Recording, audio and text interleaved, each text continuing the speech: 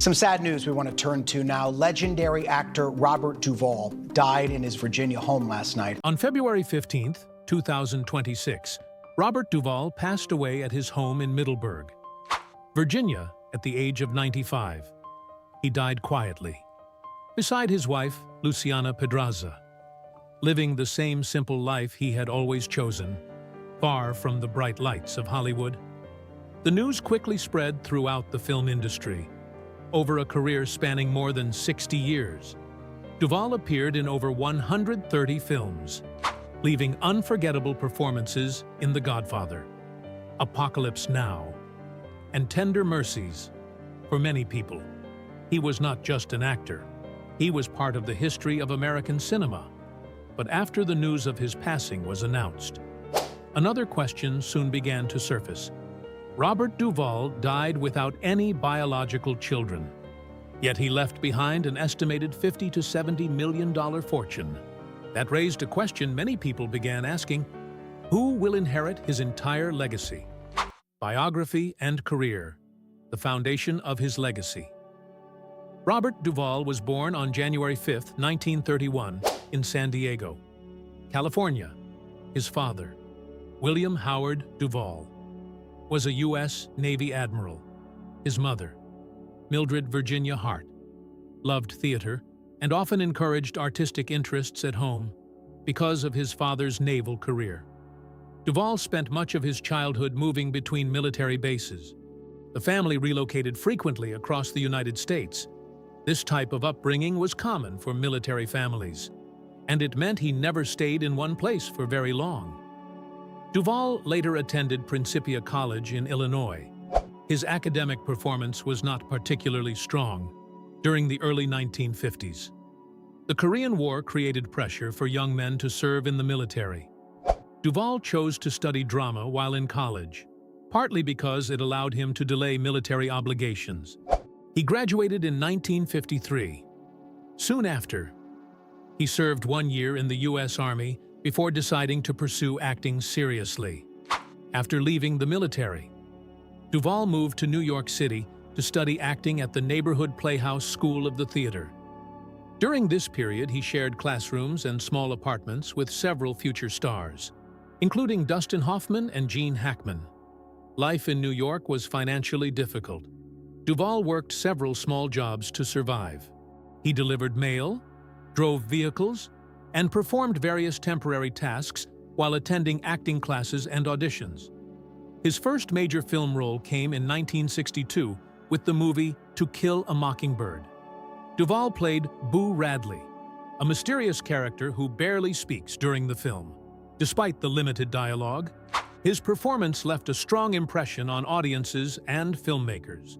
That small role helped establish his reputation as an actor capable of creating powerful characters with minimal screen time.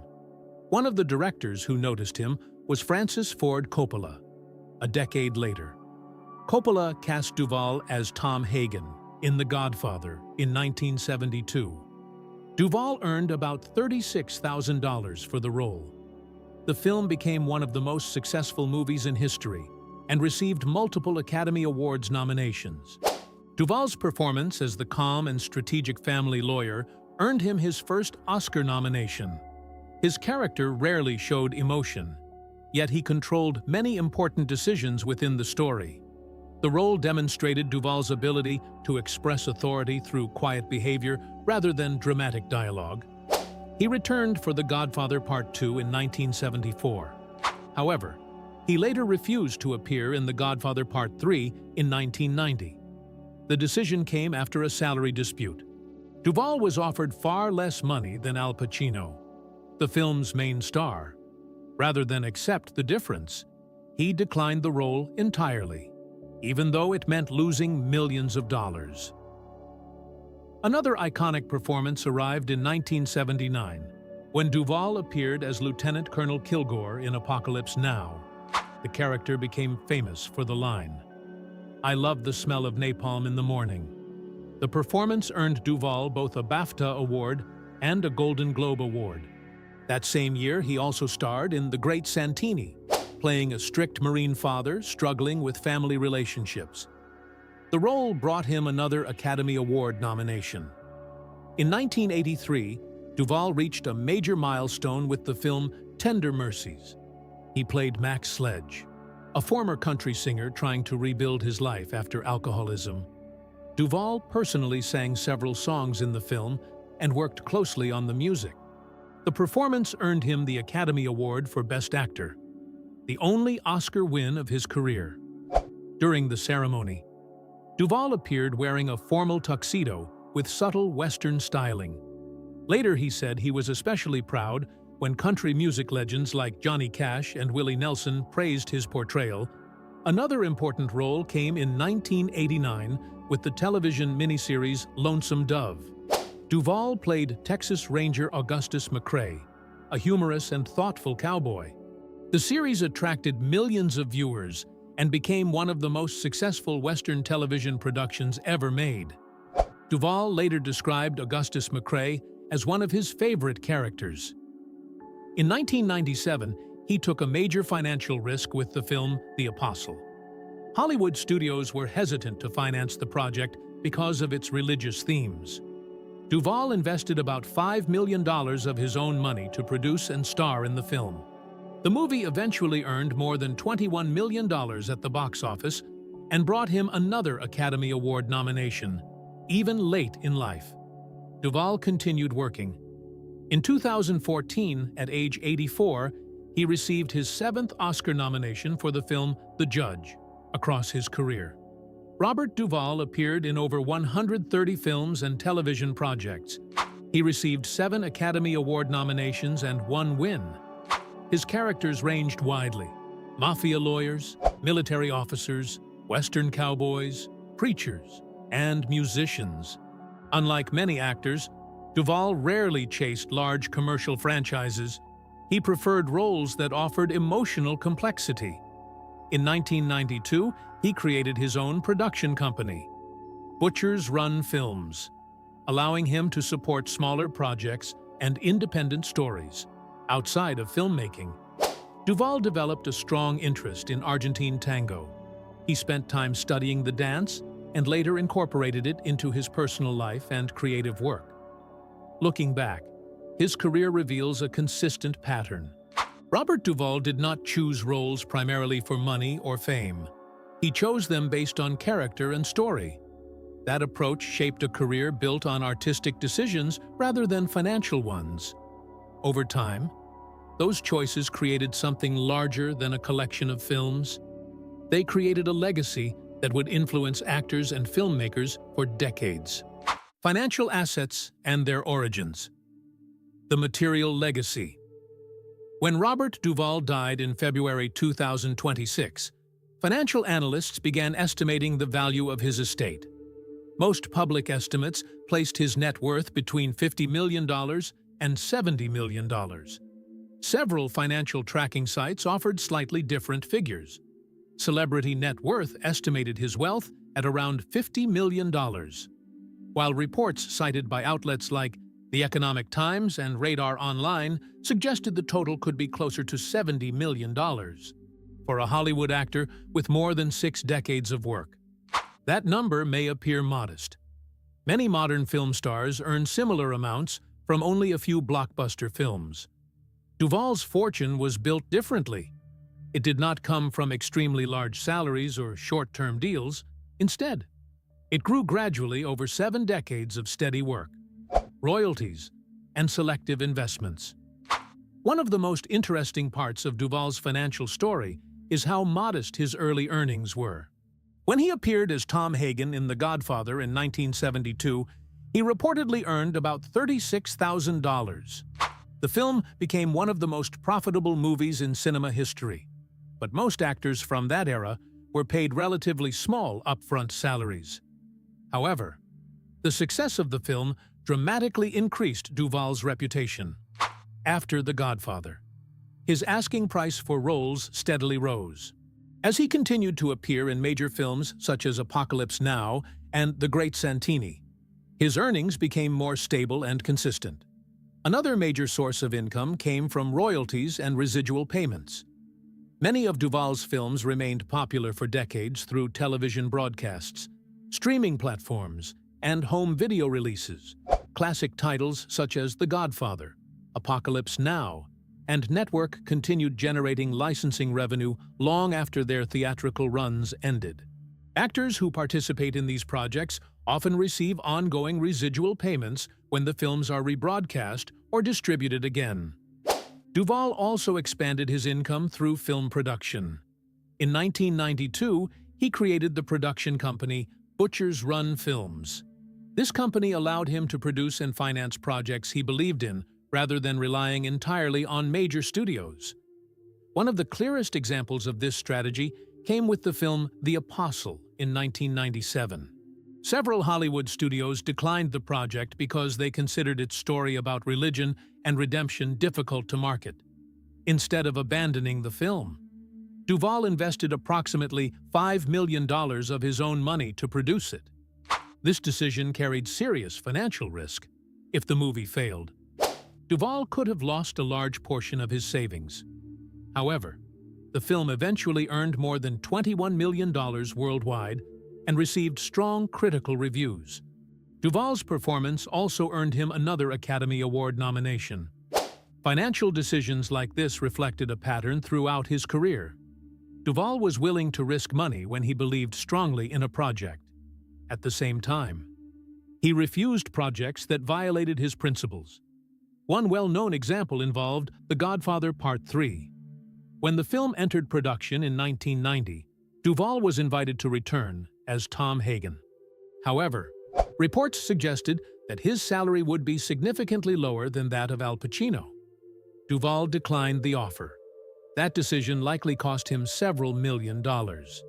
Despite this loss, the choice reinforced his reputation as someone who valued fairness and professional respect more than financial gain. Duvall's financial strategy also differed from many Hollywood celebrities in another way. He avoided extravagant spending.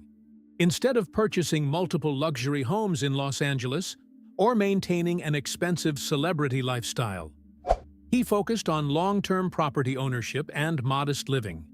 He invested in land and real estate rather than short-term luxury purchases.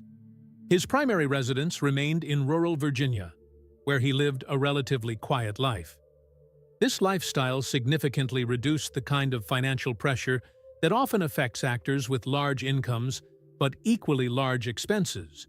Because of this approach, Duvall was able to accumulate wealth slowly and preserve it over time. His fortune did not depend on one blockbuster salary or a single major contract. Instead, it was built through consistent work, careful investments, and disciplined personal spending.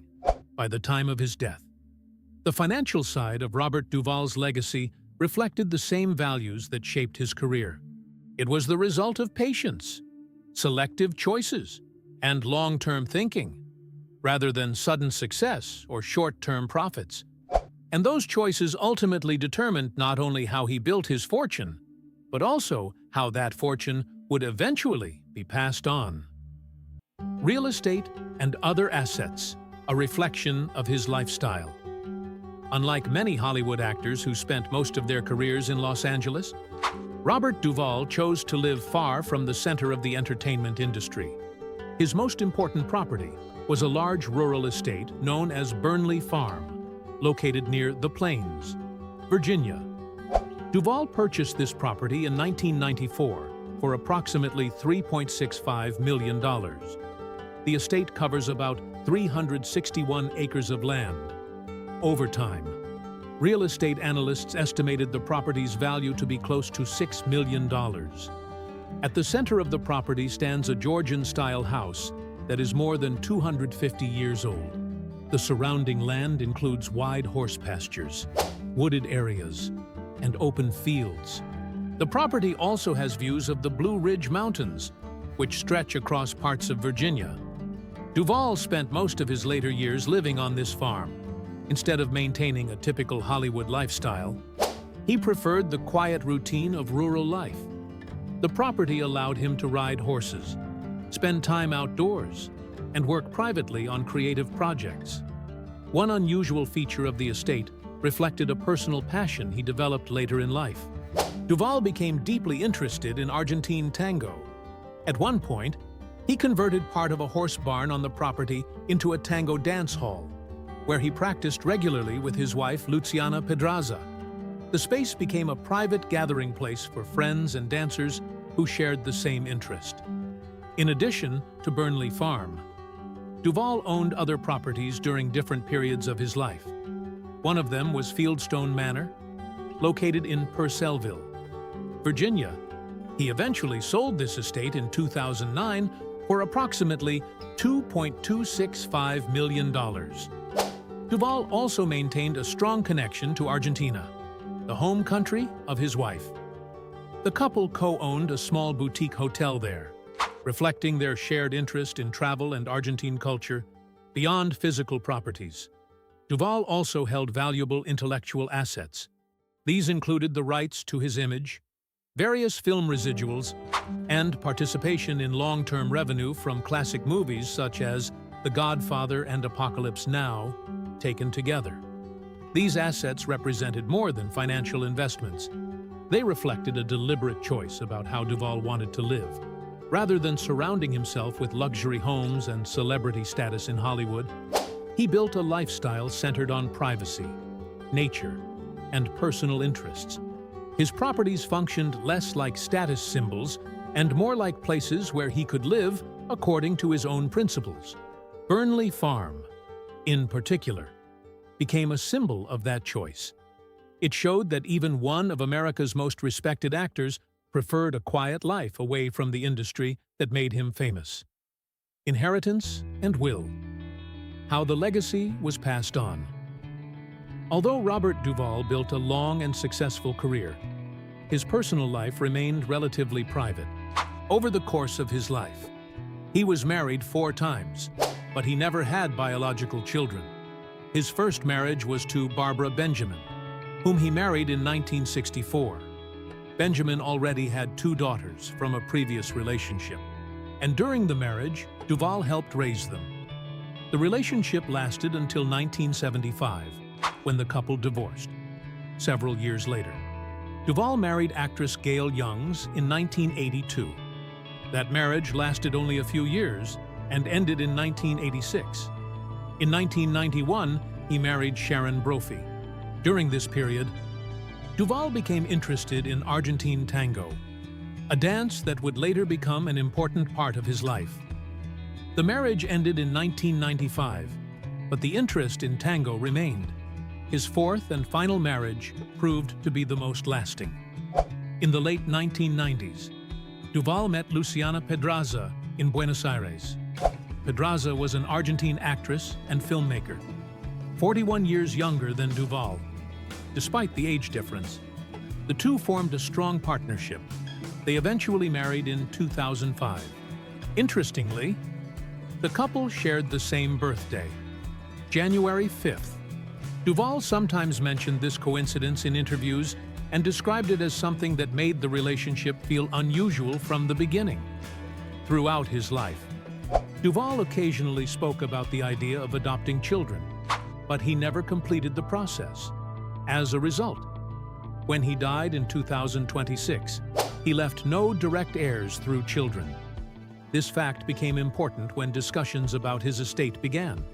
At the time of his death, Duvall's total wealth was estimated between $50 million and $70 million, because he spent most of his later years living in Virginia. The inheritance laws of the state likely applied to much of his estate. Under Virginia inheritance law, if a person dies without children, the surviving spouse generally becomes the primary beneficiary of the estate, unless a will specifies otherwise. Although the full details of Duvall's will have not been publicly released as of March 2026, most legal analysts believe that Luciana Pedraza is the main heir to his estate. That would include the couple's residence at Burnley Farm, other real estate holdings, intellectual property rights, and financial assets accumulated during Duvall's career. In some cases, estates connected to the film industry can become complicated due to properties in multiple states, such as California. However, there have been no reports of disputes, legal battles, or family conflicts related to Duvall's estate? The absence of controversy is notable. Many high-profile estates become the subject of public legal fights among relatives, former partners, or business associates, in Duvall's case. The process appears calm and orderly. This quiet transition reflects something consistent with the actor's personality. Throughout his career, he avoided unnecessary drama both professionally and personally. In interviews, Duvall sometimes spoke about relationships with a sense of realism. At one point, he commented simply that things burn out. The remark reflected his straightforward view of marriage and life. Yet his final marriage to Luciana Pedraza lasted more than 2 decades. By the time of his death, she had been his partner for much of the later part of his life. The way his estate passed on after his death mirrors the way he lived. There were no public conflicts, no dramatic legal battles, and no sudden surprises instead. The transfer of his wealth appears to have followed the same quiet and deliberate pattern that defined Robert Duvall's life. Cultural and philanthropic legacy. A lasting influence. The financial estate of Robert Duvall represents only part of what he left behind. For many people in the film industry, his most important legacy is cultural rather than financial. Over more than 6 decades, Duvall built a reputation as one of the most reliable and disciplined actors in American cinema. His strength as a performer came from versatility. Throughout his career, he played a wide range of characters. He portrayed a quiet mafia lawyer in The Godfather. He became a confident military officer in Apocalypse Now. He played a struggling country singer in Tender Mercies. Later, he portrayed a passionate preacher in The Apostle. These roles were very different from each other, yet each performance felt convincing. Duvall focused on behavior rather than theatrical emotion. He used simple actions, pauses, and controlled dialogue to shape a character. Many younger actors later studied his performances to understand how subtle acting could carry an entire scene. His commitment to principle also shaped his artistic reputation. When Hollywood studios refused to finance The Apostle, Duvall invested several $1 million of his own savings to produce the film. The decision showed that he valued storytelling more than financial safety. It also reinforced his reputation as someone willing to take risks for meaningful work. Even his final wishes reflected this approach to life. After his death in 2026, his family announced that Duvall did not want a large public funeral. Instead, he preferred a simple remembrance. People were encouraged to watch his films, share stories about him, or spend time outdoors. The request reflected the quiet lifestyle he had maintained for many years. Beyond the film industry, Duvall also supported charitable work. One of the organizations connected to his name is the Robert Duvall Children's Fund. The foundation has focused on supporting programs that help children living in poverty, including projects related to education and health care. The organization worked in several regions, particularly in parts of Latin America, where Duvall had developed personal connections through travel and cultural interests.